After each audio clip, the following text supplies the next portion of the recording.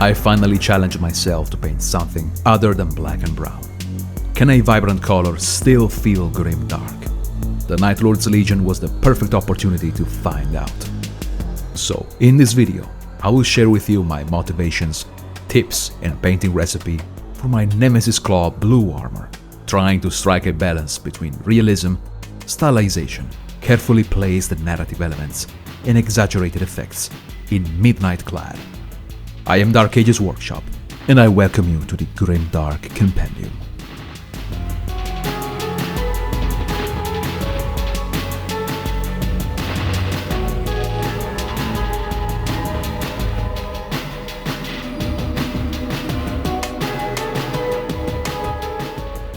In this episode, I will focus my attention on laying the foundations for the Night Lord's armor recipe, keeping this saturated and maintaining an interesting color value.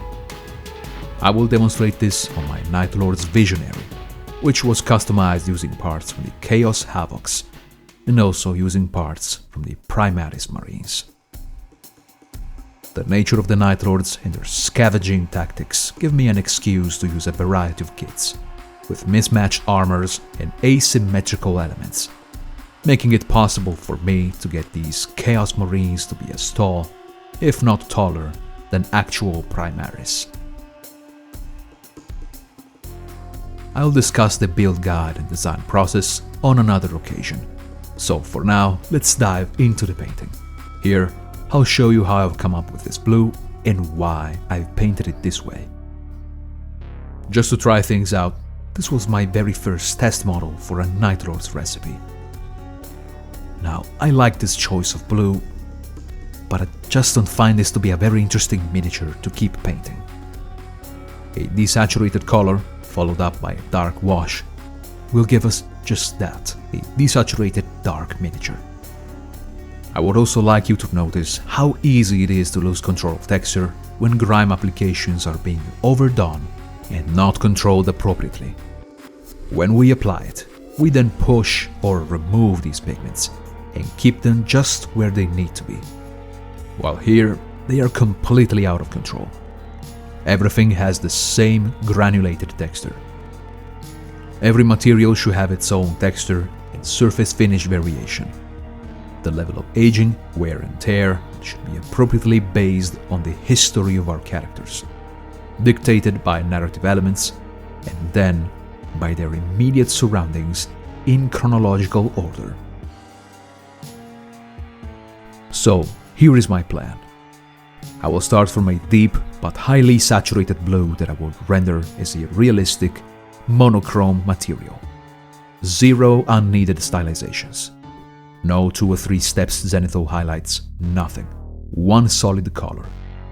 And then I will start applying localized interventions of soft weathering, tracing the history of this armor, and finally applying a few stylizations where needed to break up the patterns.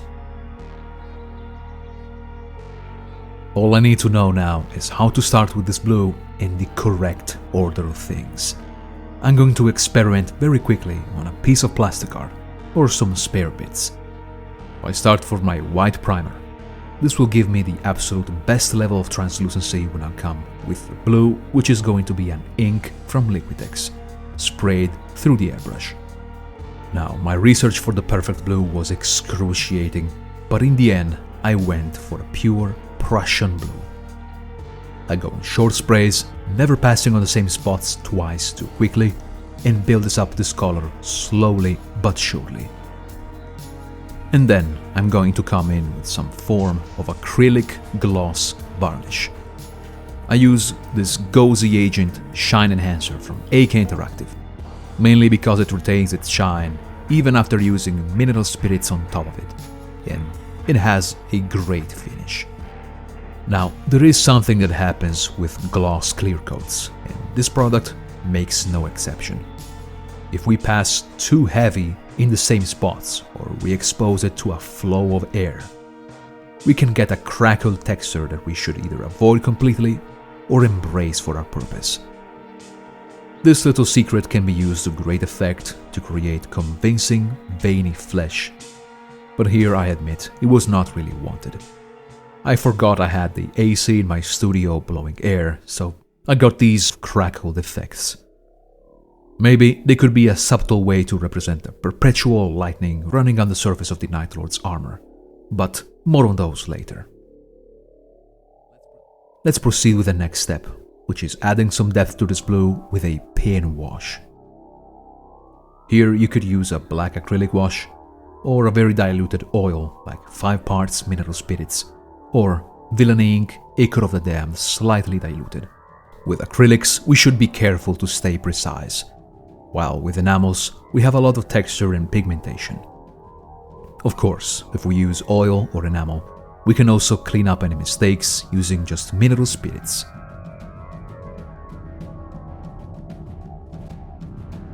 Now, this step right here is crucial. With the use of a scratching tool or an old airbrush needle, I perform what we call the soft pressing technique. So I create indents on the surface and just let the weight of the tool create superficial scratches. Or if I want, I can push very lightly with my hand if I want more pronounced weathering. This results in real 3D distressing into the paint job. And here I'm discovering that this technique, on top of this gauzy shine enhancer from AK Interactive, works absolutely wonderful. It cracks in such a perfect way that it lets me control the shape of these indents with no effort.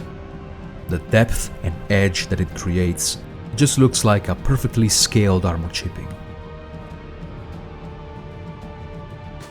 And depending on how much force I apply, I can get the scratches to reveal the white primer or all the way down to the grey plastic. Good to know, although I'm still trying to figure out the order in which I want to tell the story of this armor. So, I will paint myself a mental picture to understand the way forward. The lost sons of Nostramo are now reduced to raiders and cutthroats, using terror tactics and nightmarish spectacle as deadly weapons. Most warbands of Night Lords scavenge the battlefields or steal enemy supplies, sometimes even for basic needs.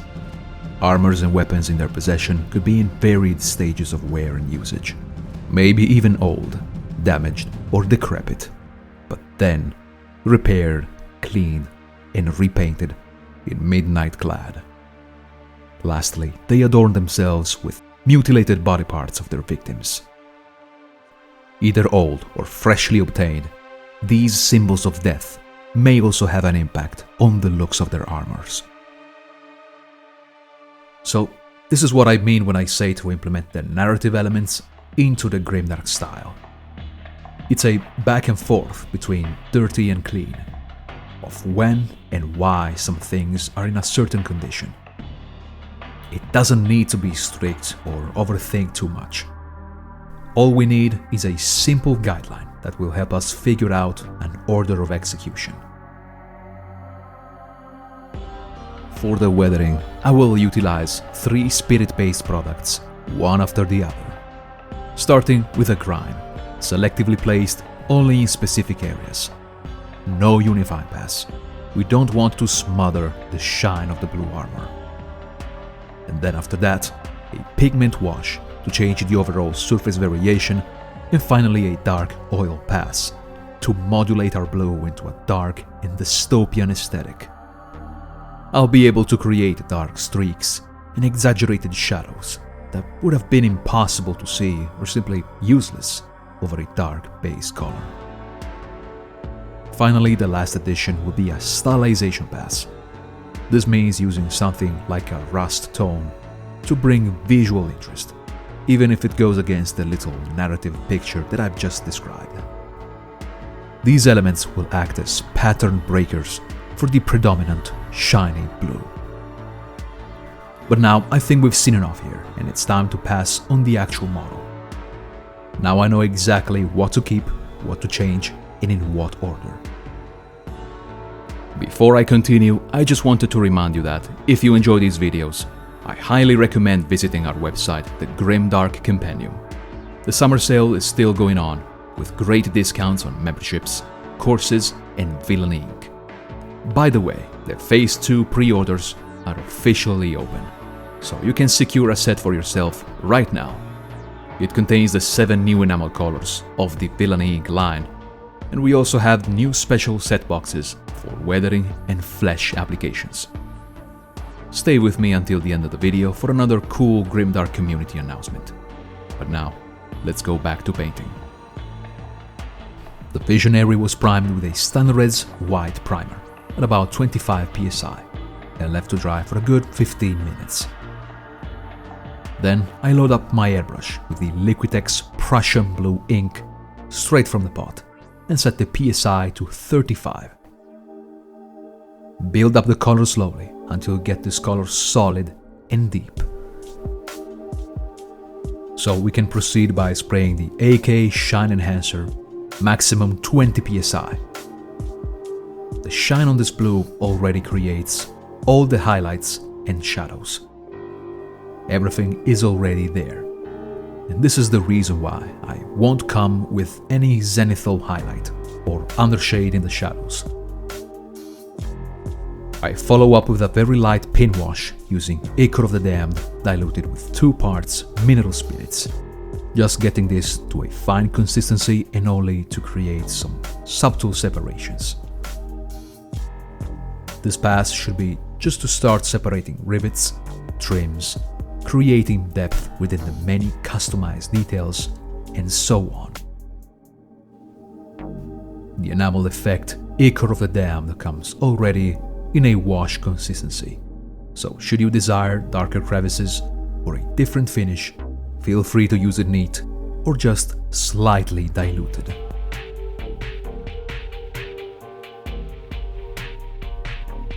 So now I will simply base coat the entirety of the miniature, using AK Rubber Black for all pipes and mechanical joints in the suit, Abaddon Black for weapons and chains and trims, and Insignia White and Cement Grey for various hands and skulls. While metals will be painted initially with a coat of Vallejo Jet Exhaust, or gunmetal. As you may have noticed, I've used some Primaris parts, and I deliberately decided to avoid painting all of the trims in metallic color. This was to distribute colors mindfully across the whole miniature, to not make certain areas look out of place for missing a trim in their sculpt. So sometimes I will just leave them black or even blue. I think they look awesome. I want the Night Lords to look highly pragmatic and competent. Not too many unnecessary details, unless they serve the purpose and spectacle for the fear factor. And then I get to the iconic bat wings. My first layer is a burnt red from AK Interactive, and then I come with subsequent passes mixing 1 part with bloody red or Evil Sun Scarlet, more and more until I use it almost pure up on the most raised volumes. To give a bit more interest in coloration, I use some acrylic washes, such as Agrax Shade, as a unifying pass. This is diluted with 1 part water, and I give this 2 or 3 very thin coats, not overloading and trying to get a bit of a patchy effect for added interest. And then a localized Nuln oil, which I didn't dilute as I find the new formula to be very mild by default. So mainly towards the bottom where the wings meet the helmet, and on the membranes. Now this is where I start to add my localized foundation of grime. So after I've added a bit of coloration to hands and skulls with acrylic washes, I come in and start adding Goon's grime. These hands and skulls need to be here because they help breaking the uniformity of the blue, which is the predominant element at this point. The grime also goes on the armor in localized spots near trims and where it would logically deposit. This is not weathering from the immediate surroundings, but a mildly old crust deriving from constant raids and battles. This greenish-brown hue was certainly needed, but over the blue it's very easy to lose control if we get too liberal with this. So, On the armor, the application is limited and with intent. The difference in texture between the clean blue and the grimy blue is night and day, and we want to maintain that in the final piece. Luckily, with Enamels, we can come back whenever we want to clean things up and control the positioning and the amount of texturing. I just use a dry, clean Q-tip, no mineral spirits. Whenever it's dirty and doesn't absorb as well, I simply get another one. This is very important. We don't want to accidentally transfer the grime on the clean parts of the armor. When you're finished, just make sure to take the time and remove any Q-tip hair.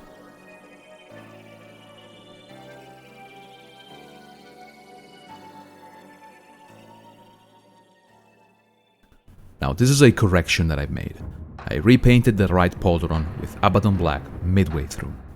This is a major pattern breaking element to further disrupt the dominance of blue, and to have a good change in surface variation. So all the blue is shiny and reflective, while I can take advantage of black pauldrons or knee pads to have a matte and dry appearance. And I just reapply the grime afterwards.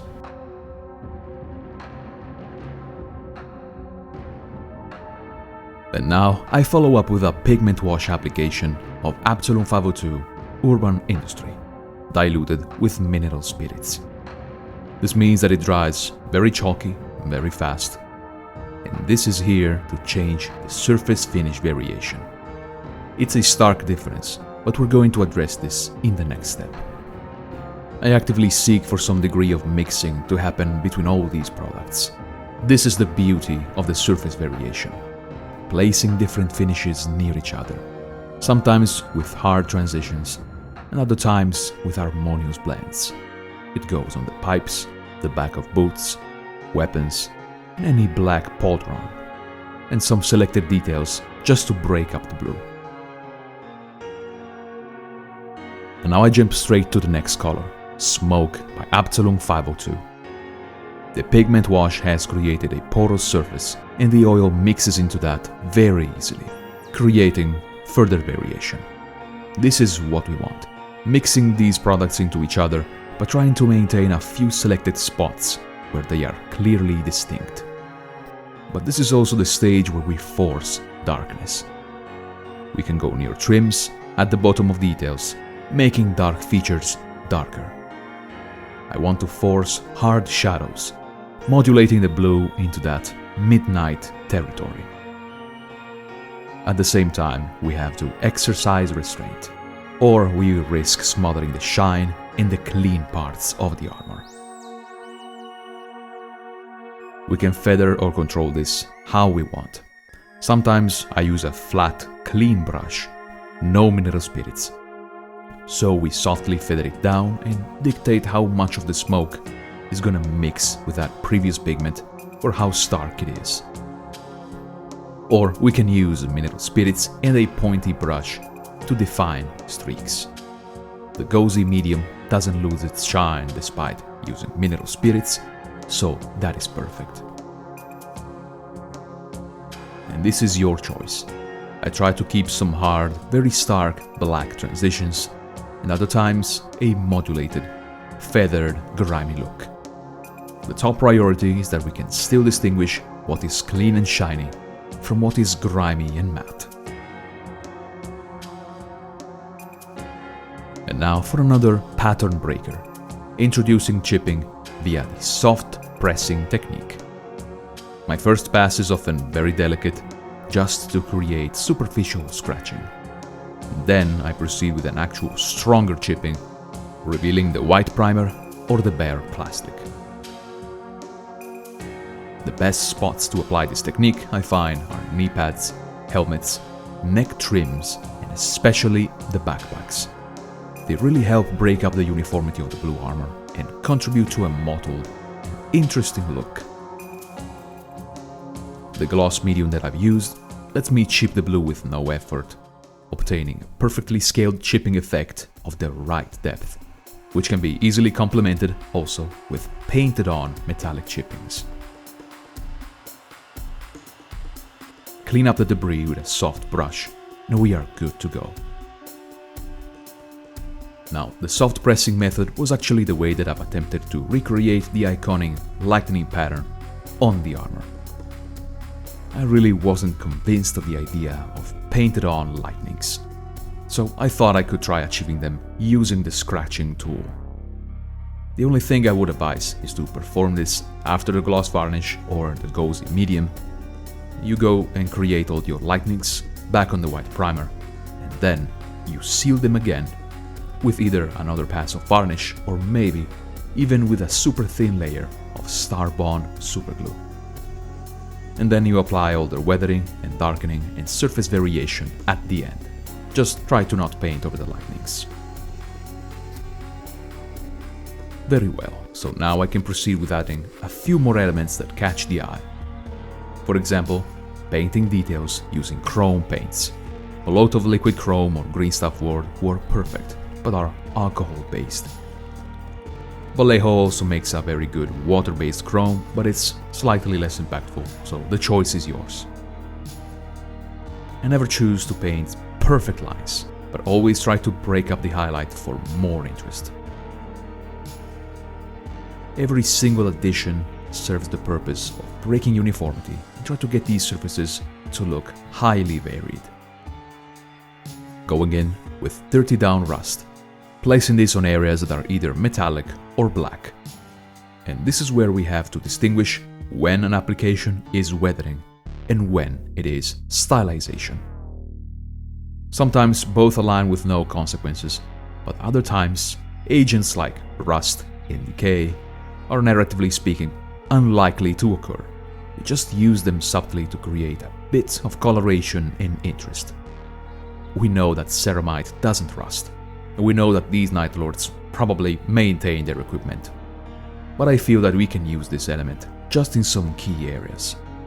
So weapons, chains and chainmails, and it looks really good as a strategic placement on the exhaust of the backpacks. So I reiterate, all these elements like the chipping, the placement of skulls and hands, and now our stylized rust, are our best devices to break the uniformity of the blue armor. We can even push the stylization one step further if we wanted. On another one of my test pieces, I've added warm red by Absalom 502, just some slight streaks here and there, sometimes rendering little dots into the smoke or hard transitions, and other times a bit more faded in. It looks especially good near metallic trims and brings additional complexity. And this is where you draw the line. Realism versus stylization.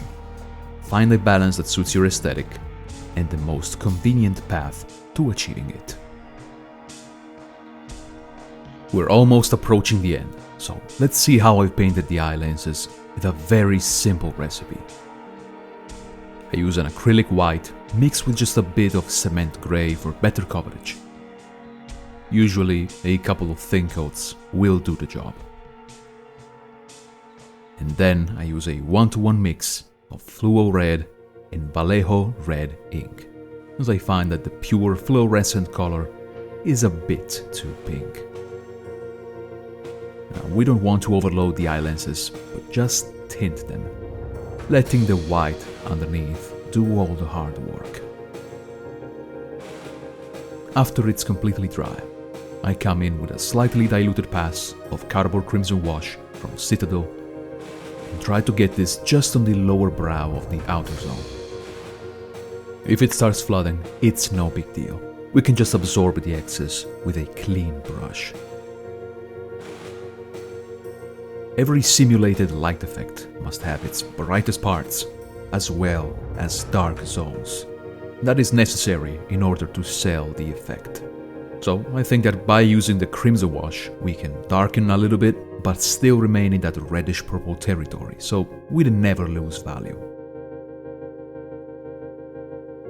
One pass is tabletop standard, and if we want to make it a bit more precise, we can come back with another pass of white to adjust the shape of the eye, and then repeat one more pass of ink and wash, just very light and controlled, to correct inconsistencies.